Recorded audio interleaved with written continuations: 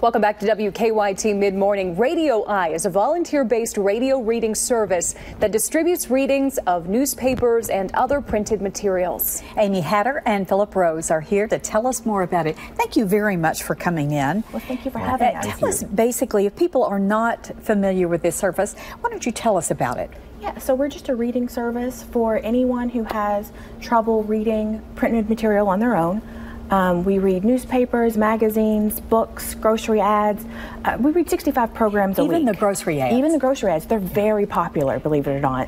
I bet they would be. Yeah, I mean, that makes total sense. Yeah. So talk about, what are you wanting from volunteers? What's the time commitment you're asking for? It's actually not that much. Most of our volunteers give an hour or two a week. We rely on about 200 volunteers a year. So that's why volunteering can be, just an hour or two a week. Most read for us over the air. Most of it's recorded. And then some do control board, so they control the live readings, outreach. Philip is a volunteer as well as a listener, and he makes phone calls to donors for us.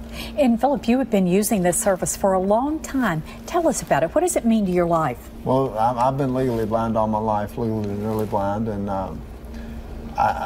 Dr. Al Crabb started in December of 1990. I knew him. I had his wife as a teacher when I was in elementary school, and I've had a receiver since it started. I think it was November 12, 1990. And then in December of 92, the Office for the Blind paid, I had a paid work experience. I volunteered for Radio Eye. When it was still at UK, I would put in volunteer hours on the computer, keep up with volunteer records, sometimes do the controls when they read the Herald Leader live and go over and get the mail. And of course, since off and on I've helped volunteer, and now it's over at Russell Cave Road Library, and I would listen to short stories or maybe the sports or something and critique it and make sure there weren't any problems.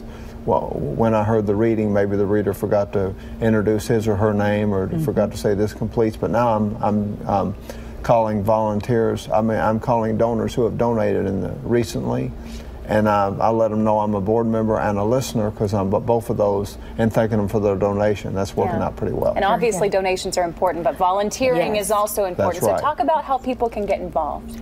So really, to get involved, the first thing you do is you come in for an orientation. You can call Stephanie, she's our office manager, at 859-422-6390, which I think you guys have that number.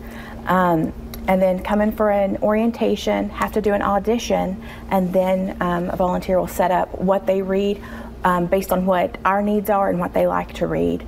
We once had a volunteer reading sports for a year, hated the sports. So volunteers, tell us what you like. They can do what they want. Yeah. And we have information on the screen about a fundraiser that's coming up, another way that people can get involved. Thank you very much for telling us about it. Good luck with it. Yeah.